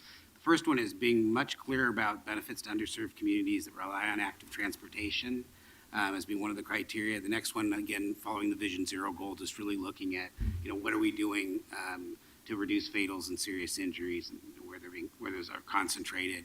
And then the last one, improving access to schools and parks. As probably a lot of you have heard in this last Metro process, the For Every Kid campaign and the organizations that came around behind that was sort of a, once in a decade sort of phenomenon. I think there's a real interest in seeing how that energy can really be used to get the best projects and continue strong funding for those important services. So just jumping into the projects, these are just in alphabetical. They're not prioritized in any order. But the first one is a set of improvements, safety improvements in the Brentwood-Darlington neighborhood, really focused on safe routes to schools. We're really focusing on two busier streets, Duke and Flavel, and making sure that we fix all the sidewalk gaps between 52nd and 82nd. Right now, it's depending on where developments occurred, there's some pretty big gaps. In addition to that, there's a neighborhood greenway project on Knapp and Ogden. Yesterday or the day before, we got it's worth noting that we got a petition from the neighborhood that had 1,000 signatures. There's just a lot of community interest in addressing some of the lack of connectivity in this neighborhood. The next project on the list builds off of our first phase of investments in the Connected Coley plan. This is phase 2 of Connected Coley. It builds sidewalks and a multi-use path, depending on where you are on that section of Coley, that section of 72nd. And again, is the second highest priority, really, of the investments now to complete in that area. Coley is one of those examples of an area that's not in East Portland, but has very similar characteristics as far as lack of sidewalk and basic infrastructure. I think one of the strongest projects that we have is this David Douglas Safe Routes to School project. We've known for a long time the need for additional sidewalks on 130th from Stark to Division. There's also some work on a neighborhood greenway that we think would also benefit from sidewalks as well on Mill. This is a project that serves our most diverse high school in the state and thinks it's very important from an equity perspective. This one was a new project for us as we've looked at the crash data. This is the Hillsdale Town Center pedestrian connections. As we've looked more at crash data and lack of infrastructure, it's really clear as you're heading out of town through Hillsdale and onto Beaver Hillsdale Highway, there's some really big sidewalk gaps that connect a number of apartments and lower income properties that right now really don't have access to the town center. Especially as we build the Red Electric project and the new bridge it's going to be associated with there, it's really important that we have a safe way for people to be connecting to that facilities. They're so close right now, but just there's no sidewalk. Another project which I think has a lot of community support is safety improvements in the Jade and Montevilla centers. Obviously, that's an area that's had booming economic development and as far as just community development. And there's been just a lot of work between ODOT, PBOT, and TriMet and BPS to figure out safety improvements that would be necessary to really make that area function. This gives us project $7 million total project with $3.5 million in the grant request. I probably should have mentioned earlier that almost all of the matching funds for these projects that I've talked about come from SDCs. There's one in a second that Brett will talk about that has some parks SDC, but most of it's transportation system development charge revenue. One of the other projects that I think is a really strong project is this Northeast Halsey Street safety access to transit. Right now, that connection between the MAC station on Jonesmore out to Gateway is really limited. And so our ability now to build on, to make these improvements on Halsey from 65th to 92nd really allows us to make that connection so that we don't, which is one of the scarier connections right now, especially for a bike in East Portland. This really allows us to build on that and also allows us to connect to the investment the PDC is making in Gateway as well. And with that, I'll turn it over for Brett to just talk for a second about the North Portland Greenway Trail project. Thank you, Mark. I'm Brett Horner with Portland Parks and Recreation. I'm happy to be here and happy to be part of this suite of very important projects. This project is a segment of the North Portland Greenway. It's the Willamette Greenway. And you may recall a study came to you about a year and a half ago with an alignment for that trail. And it's one segment of 5. And it is basically the segment between Pier Park and Cathedral Park. So you'll see there's a number of street improvements that will happen along with it. It's a very, very important piece of the Willamette Greenway. Very much project ready. There's not acquisition or easements to acquire. Much of it is in right-of-way and very much highly touted by the advocacy groups in that area, including Friends of Baltimore Woods and Friends of NP Greenway. So we've been working very closely with them. We're meeting with them tonight, actually, to go through the details of the proposal. And we're happy to answer any questions about this project. Great stuff. Thank you. Questions? I have a question. You noted that they're not listed in any kind of order. Yeah. But I noticed that we've asked for 30 million in grants, and they only have 26 million. And then we've asked for 3.6 million of the freight, which is about half of the freight amount. So are we just throwing the noodles at the wall to see what sticks, or? Yeah, I think in the last cycle, Metro had what they called a jurisdictional suballocation, where they would say, City of Portland, we think you have about this much money. Tell us how you want us to spend that much money. They got a little bit of criticism that process was not as robust as it needed to be from some sort of a public involvement perspective. They wanted it to be more competitive, and they're going to be running a public involvement process in October, where they'll be hearing from lots of community members, probably why there's some that aren't here today, because that's really where the public involvement part of it's going to be taking place. And so I think our sense right now is, you're right that we have about a 200% list of what we think we probably will get funding for, but I think we feel really good that the criteria that Metro has put together is solid, and that the public process, that we should trust the public process to help us make that decision. It may turn out, as these conversations are happening, that council wants to weigh in those conversations, but at this point, I think we feel pretty comfortable with the process. Thank you, that's really good to hear. And if you could pass on to Metro that to consider alternative ways of testifying other than being in a council chamber on a Wednesday morning. Yeah. I think one of my concerns would be that some of the underserved communities may not have a lot of capacity to turn out the troops. Exactly. So I very much appreciate this process and all of your work. Thank you. Thanks. And I just had just a couple more projects, just 3 more to highlight, I think. The first one is the Outer Stark, Halsey, and Complete Street project development. In our growing transit community grants, we've identified that these 2 street segments, one, are high crash locations, but also really need some additional investment to meet our transit goals and our pedestrian bike safety goals. So this is project development money. Metro sets aside a little bit of project development money, and so we think this is a pretty competitive project, even though we're only asking for $300,000. If you remember, there's in the Regional Flexible Fund, 75% gets allocated to active transportation and 25% gets allocated to freight or green economy. The factors they're looking at here, the 3 top factors, are leveraging other resources, reducing freight delay, and increasing freight access. Rivergate would have been the project that we had on the list, but as the commissioner mentioned, we got it funded through a Tiger grant.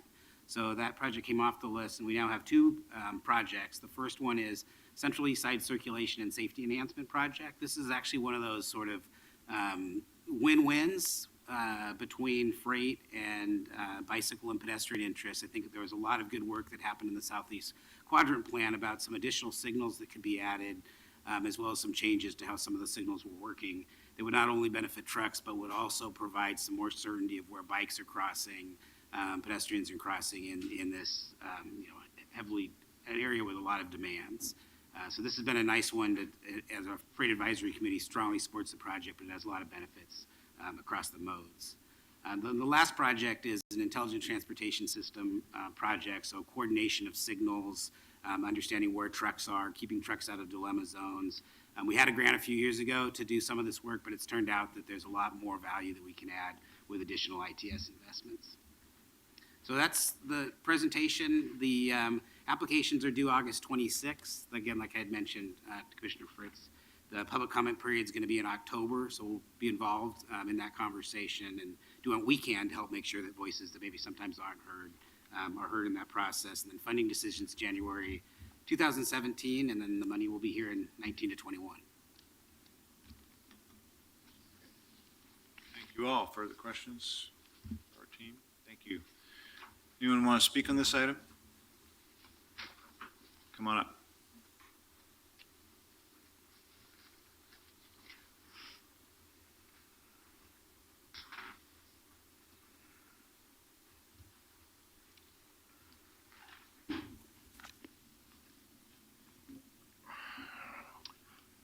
Terry Parker, 4th generation Portlander, and I've lived in the same house since I was 4 years old.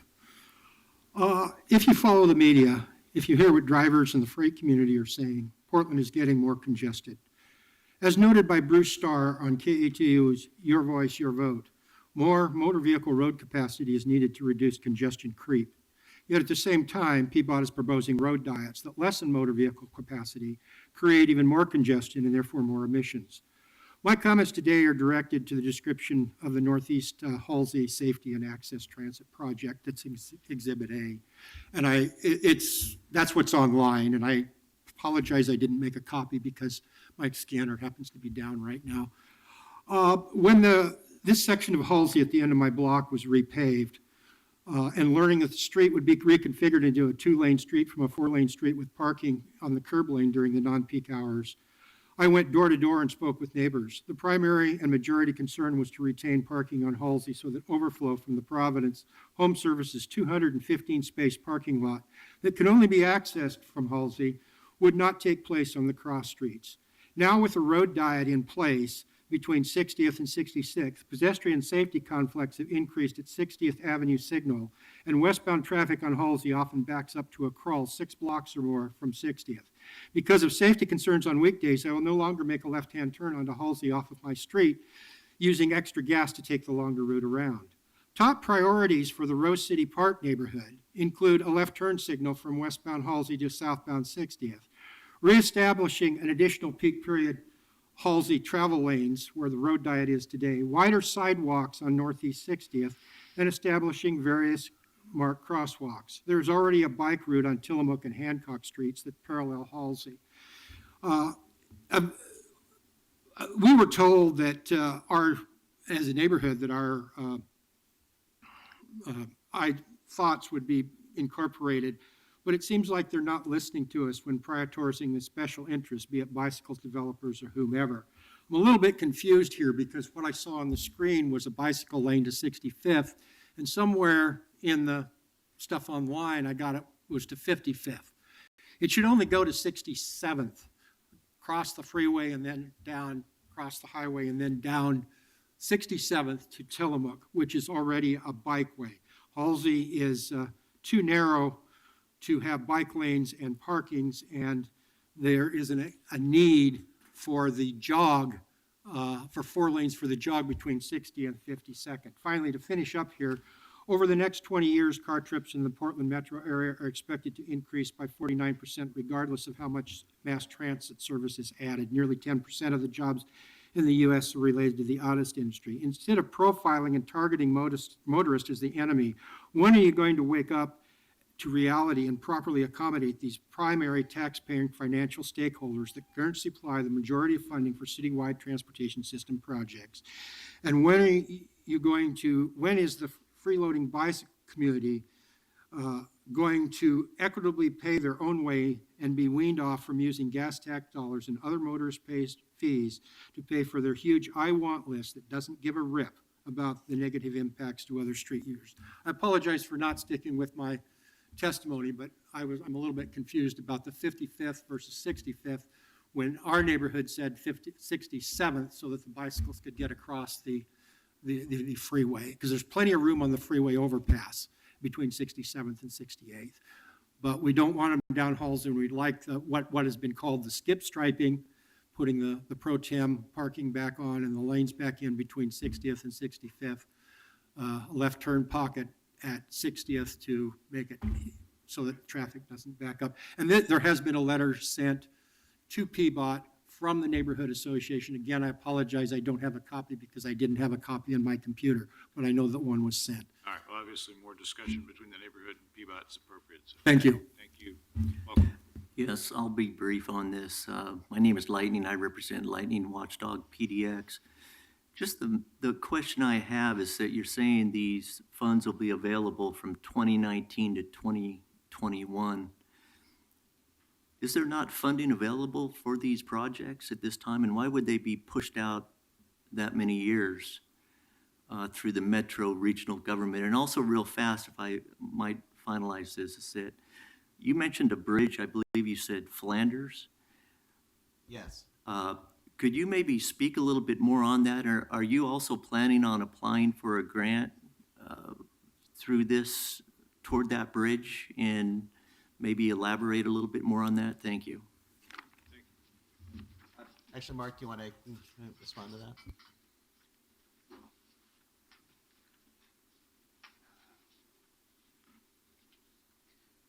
Mark Lear, Portland Bureau of Transportation.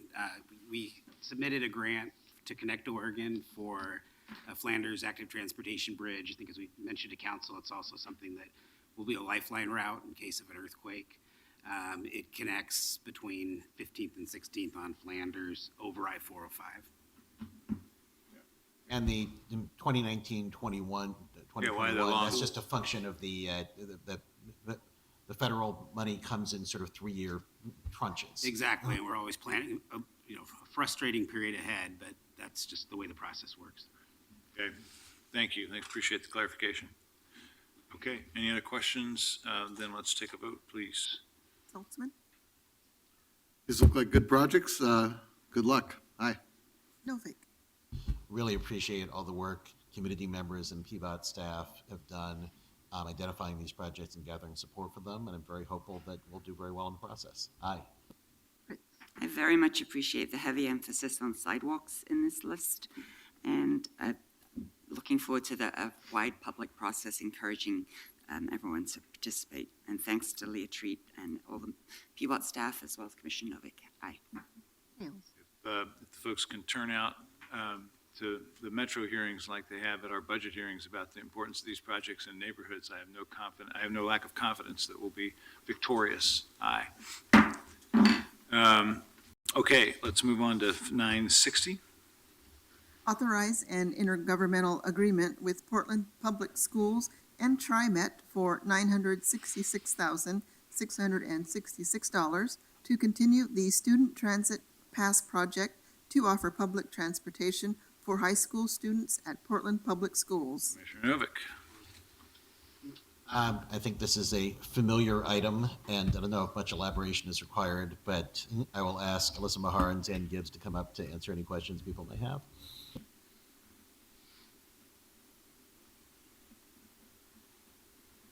Hi. Good morning. Hi. So Alyssa Mahar, Executive Director of Finance and Business Operations for PBOT, and Dan Gibbs, Equity and Inclusion Manager for PBOT. so as Commissioner Novick said, this is a recurring item. There's general fund one time in the budget this year for the Youth Pass. It's a three-way partnership. This is an IGA between Portland Public Schools, TriMet, and PBOT to continue the program for one more year. And we do have a handout that you have now before you, and if you have any questions, we're happy to address them. When do the discussions start about next year? Good question. We're happy to have the conversation whenever it's the right time. I would very much like the school boards of all the districts in Portland and TriMet and the council and the county indeed to have a plan for how is Portland Public going to start paying for its own transportation, which it gets money from the state for. Alternatively, how are the students in East Portland going to get bus passes, and why the heck is the city responsible for providing them anyway? It should be between TriMet and the school districts, and maybe we could get the governor involved, because it just seems like every year we're going to be the bad guys if we don't continue to fund it, and it's really not our job. I know you know that, so, and it's not equitable. So Agreed. I really hope, and budget time is starting almost before we know it. So if we could set up something, maybe with Mayor-elect Wheeler for September or October, so that we can not spring it on anybody, but just say, we are no longer going to do this because it's not our job and we can't in good conscience give it to Portland Public and not to Park Rose and David Douglas and other students.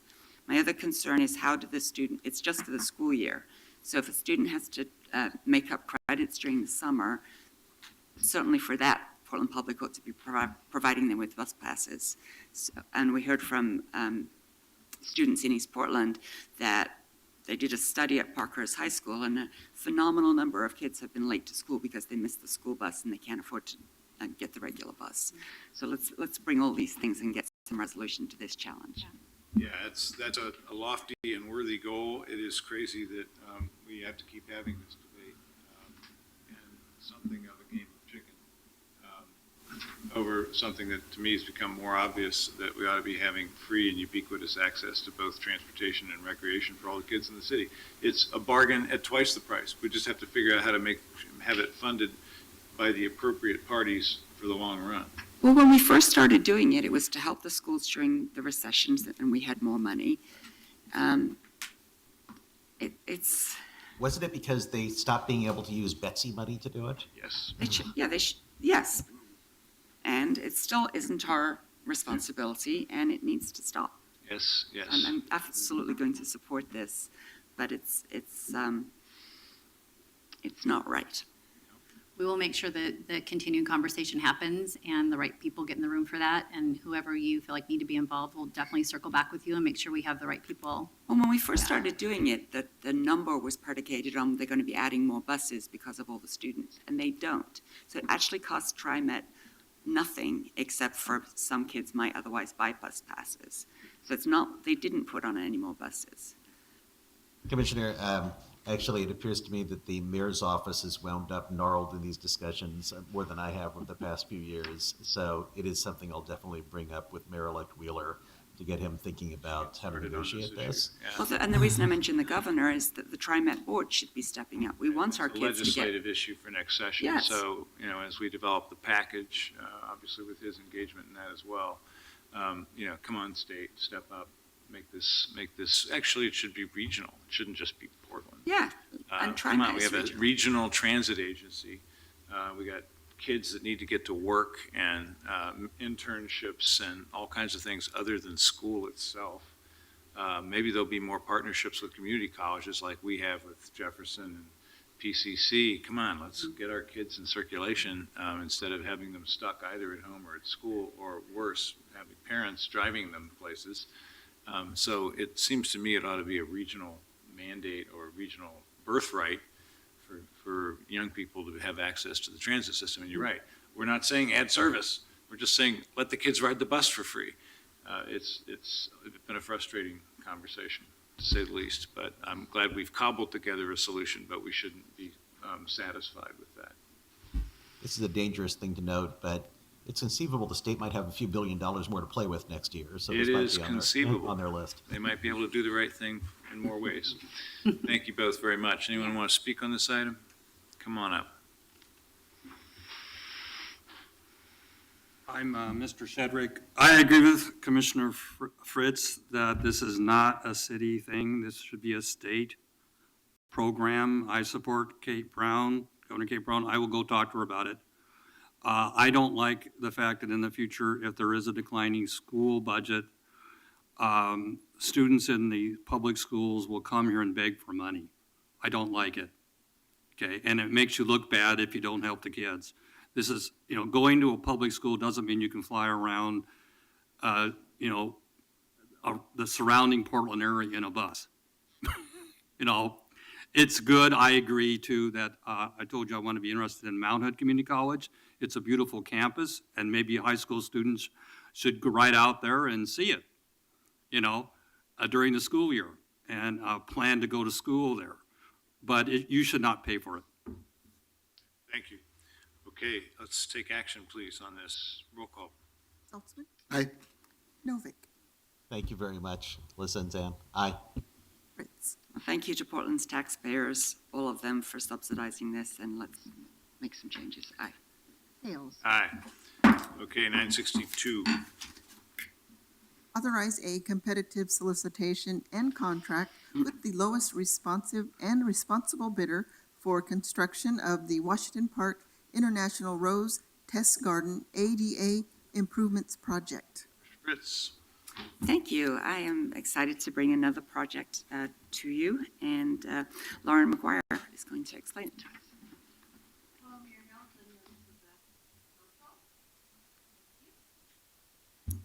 My name is Lauren McGuire. As you said, I'm the Parks Development Program Manager for Portland Parks, and with me is Robin Lawson, who is the project manager for this particular project. We're here today to request council authorization of the competitive solicitation and contract with the lowest responsible and responsive bidder for the construction of the Washington Park Rose Test Garden ADA Improvement Project. The bond repair project for Washington Park is made possible through the support of the Portland community, as it is funded by the 2014 replacement bond. We're grateful that Portlanders have historically helped the city to repair and maintain our much-loved parks through a series of investments, including the first historical levy of record in 1901 to the bond we're talking about today.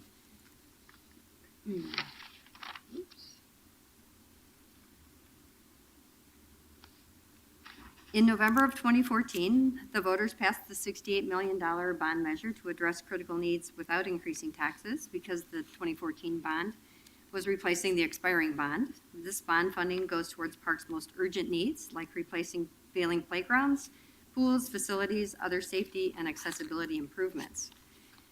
7 repair priorities were identified in our early work on the bond. So we have playgrounds, trails and bridges, pools, facilities to protect workers, Pioneer Courthouse Square repairs, accessibility repairs, and restroom and other urgent repairs that we'll be doing through this bond program. This particular project, the Washington Park International Rose Test Garden ADA Improvement Project, its purpose is to increase accessibility at the garden. We have great parks, but unfortunately, not everyone has equal access to these parks. And so a citywide assessment, as you know, has identified more than 20,000 access barriers in our parks, such as missing handrails and accessible pathways, outdated wheelchair lifts, that kind of thing, steep slopes. So while significantly more funding is needed, the Parks Replacement Bond will be spending up to $5 million to address many of these barriers in our parks and playgrounds. And in this particular project, the Washington Park project will make pathway improvements from the barrier-free parking area near the tennis courts to the garden entry ramp, and then provide entry ramp improvements as well. It'll remove identified barriers from the main north-south promenade in the garden. It'll replace stairs with ramps and handrails. It'll add handrails to different areas, replace our drinking fountain, which is not accessible, with one that is. And it'll be adding accessibility platforms at the amphitheater and replacing deteriorating pavement. This is an example of one of the areas that we'll be removing the stairs and putting in the ramp. The timeline for Washington Park ADA Improvement Project is as follows. The design and construction work is done for the drawings, and we've involved the public with a design charrette and an open house. Permit drawings have been submitted. We're here today requesting that council approve and authorize us to bid. With your approval, then the bids will be advertised in September of 2016. The project construction will begin in late fall, early winter of 2016, and then we anticipate completion of that project by 2017.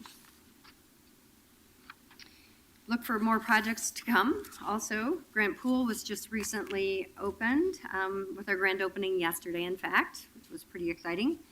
Other bond projects that will begin construction in the near future include the Wilkes and Park Lane Loo installations, Dishman Pool repairs, Selwood Bathhouse Pool repairs, and we'll also be back talking to you about bids for St. John's Community Center and the Lentz Park playground barriers. So that's the end of the presentation. We'll take any questions at this time. I have one. This may be my error. Is there a reason this isn't an emergency ordinance? We have done that where we need to. In other areas where we know we have the 30 days, we could do that, but we didn't do that in this case because we've planned ahead for the timeline. So in our future projects, we're trying to back up and plan that 30 days into it. I appreciate that. Would you mind if we had an emergency ordinance so we can get started sooner? No, that's great. That's okay with everybody? That's perfect. Commissioner Fritz moves the Thank addition you. of the emergency clause. Is there a And second? that's to expedite these necessary repairs for disability to correct challenges for people with disabilities. Thank you. Second to that motion? Second. Further discussion? Let's take action on the amendment, and then we'll see if we have any testimony. Aye. Novick. Aye. Fritz. Thank you. Aye. Hales. Aye, okay. Thank you. Thank you very much. Thank you. No time like the present. Anyone want to speak on this item? Okay, yes. All right, great. We'll stand by and be ready in a minute for testimony, so come on up. Mr. Wilkins, go ahead while he's getting ready, please. One thing about the Rose Test Garden, it's very important to people who are interested in growing plants find out they have a knack for that. I tried to grow plant stuff, and all I can grow is radishes. It's in the backyard of my dad's house. But anyway, plants are important, even things like roses, because my daughter had cancer. And the story goes that she was cured by chemotherapy. Chemotherapy is based on a vincristine plant, which is based on hemlock, of all things, something that can kill you, kills small cells, cancer cells, and also small hair cells. That's why your hair falls out. And it's very delicate to do these things. Also, if you grow things indoors, right, you have things that are temperature controlled, but you can't make as much stuff as you can if you grow it outdoors. So like roses do inspire our next generation of people who know how to grow plants on a large scale, and even plants that are bad for you are good for you, you know, in so far as cancer. And you're talking to somebody, actually I have an electrical engineering degree. My daughter was given X-ray therapy and it didn't do anything. She was cured by a plant. Thank you. Good morning, welcome.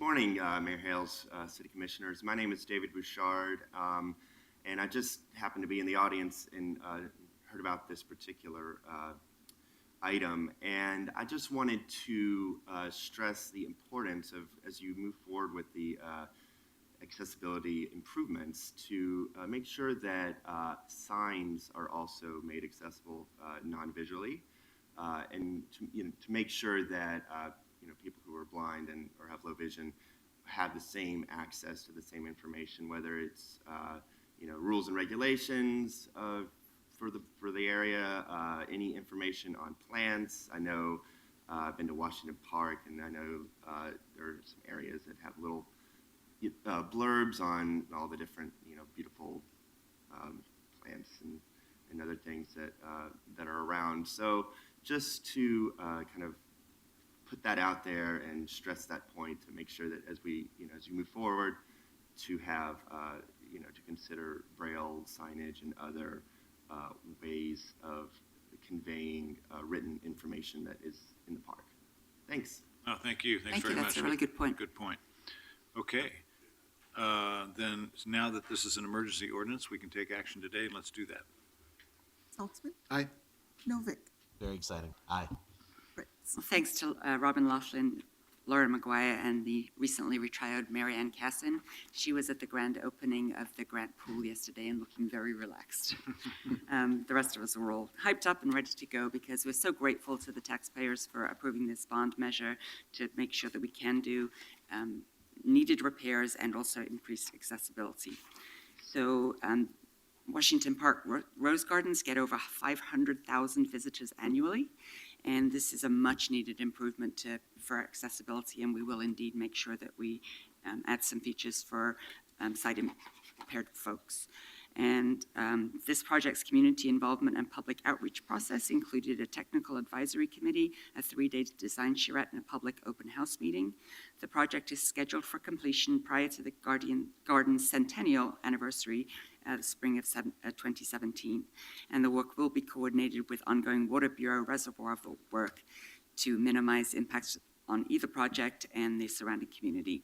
Neighbors will be notified of construction progress and activities that may affect park use. Thanks very much to everybody for their ongoing support. Aye. Hales, The first park in the city, and it's very appropriate that it gets properly made available to everyone. Aye. Okay, we're adjourned.